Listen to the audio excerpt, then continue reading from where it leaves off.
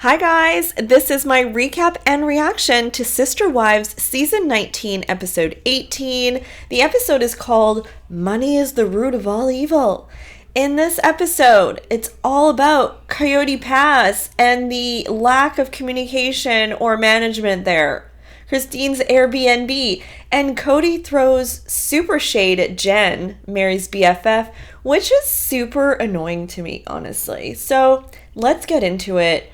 So the first scene is Meri and Jen, they're on the porch doing best friend chit chat about a variety of topics this whole episode, and it keeps cutting to them. And we meet Zona, Meri's new dog. She makes her first appearance on the show, and we learn that she is a shelter dog. Meri says, I needed her and she needed me. So Meri says she's just super upset about how Coyote Pass is going down. She feels frustrated that it's taking so long for things to get worked out and everything to get sold, and how cagey Kody is being. Nothing is being talked about. So she apparently had sent an email to the group saying like, hey, let's start to talk about what's going on with Coyote Pass in the next week and a half. And we learned that Kody said something like, I'm talking to the right people, like, don't worry. And Meri's like, I'm the right person. Like, why aren't you talking to me? So we learned that Jen sent Meri like some attorney contact information, and that Meri is ready to pull the trigger. Meri has finally reached that point where she just does not want to be messed with and just wants her money, which I totally understand. Meri says that when she talked to Janelle initially, remember that conversation where Janelle said, Meri, make sure you're protecting yourself? Well, Meri says she probably was not happy with her reaction, but now she's had a change of heart, and Jen is giving her literally exactly the same advice Janelle gave her, but this time she's on board. So yeah, kind of irritating, but I'm glad that Jen is making Meri see that Janelle is actually coming to her in good faith.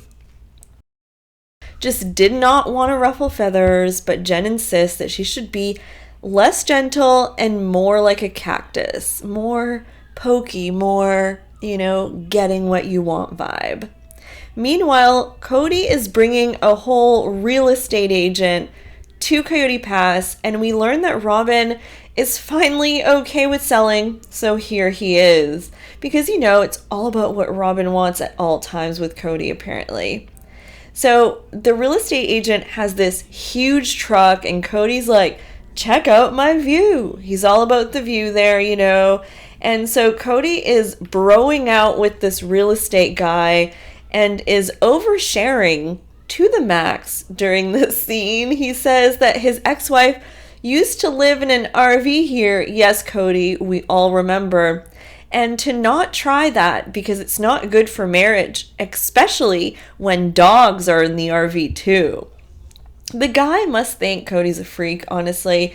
He tells this guy that when he gets an offer, he'll email his exes and ask permission or something like that.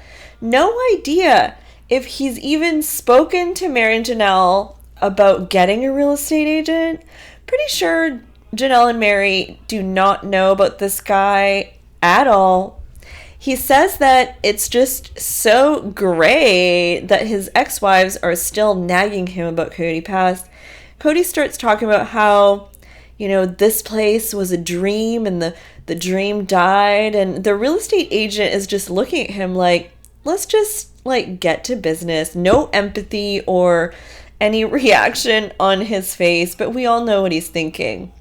Next scene, Janelle is really, really excited about something, and she's been planning this for a long time. Maddie and Janelle announced to Christine on Zoom that their offer on property in North Carolina was accepted, and Janelle just can't wait to be a flower farmer. That's her dream. She was in bed one night and decided, what a great idea.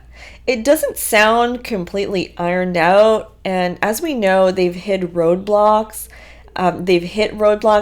with permits and whatnot. So no idea when this whole flower farm will actually happen, but one day Janelle and Maddie will be flower farmers, guys. A step up, definitely, from the greenhouse idea she wanted to do on Coyote Pass. So basically, a lot of money moves are starting to happen or happening with the family at this time. Then Meri continues her venting session with Jen about how it's unfair that she will get 2 acres because she contributed throughout her life to a family fund that helped, for the kids' colleges, properties, etc. It was like a big fund that they all put their money to, but so why does she get 2 acres if she contributed so much? And Jen calls out how Meri contributed to the family fund, but still had to pay herself for Leon's college and Leon's car. Kody says that Meri can complain as much as she wants. It's water under the bridge, and she did get her wet bar. And there's a flashback to the wet bar. They love doing a flashback to the freaking wet bar.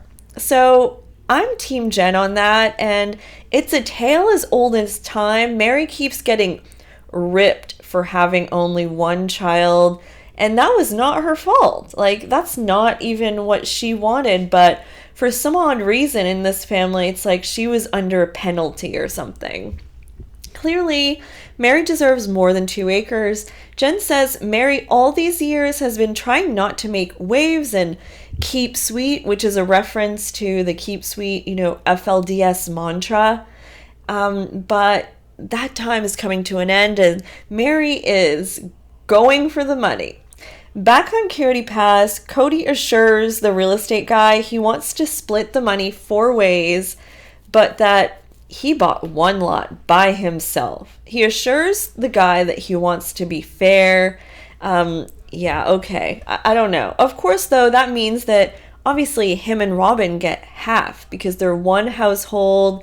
If they divide by 4, they get half, So Kody even brought the real estate guy to the pond. It's dried up, but he says, one year we went skinny dipping with my family.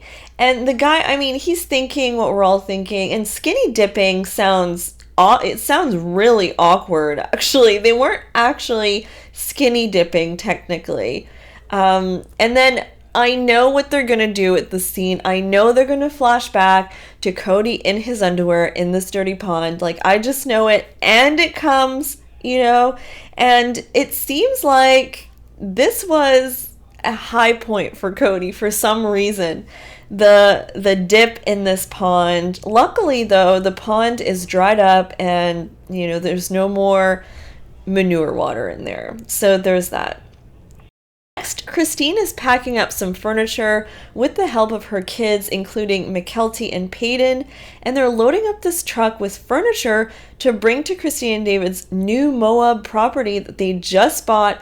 Again, another money move. We know that they have an Airbnb over there. I don't know how well it's doing, but it's there. And Peyton makes a joke about how he's only moved a few times, sarcastically, of course, because their family was a moving family. They moved a lot, and Christine even admits sometimes she didn't know why.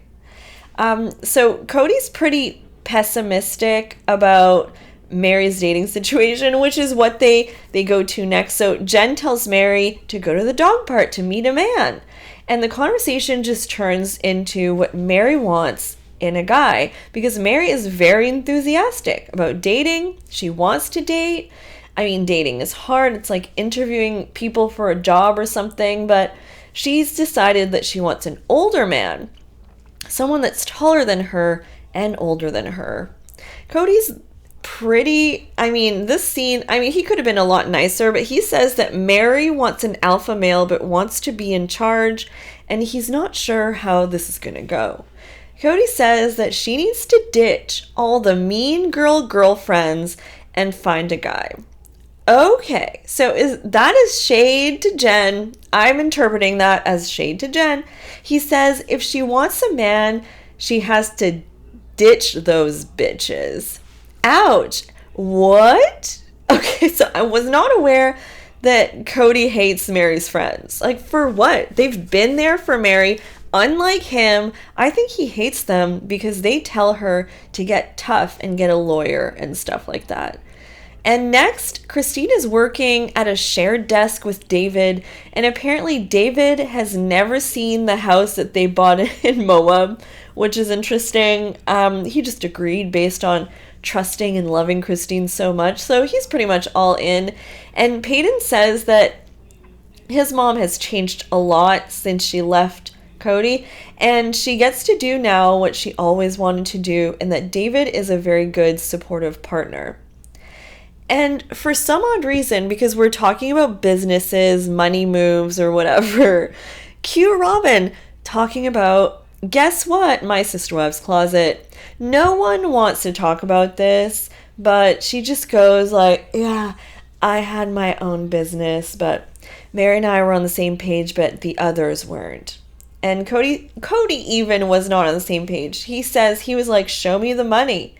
Polygamy doesn't work if the husband is not the lead on things.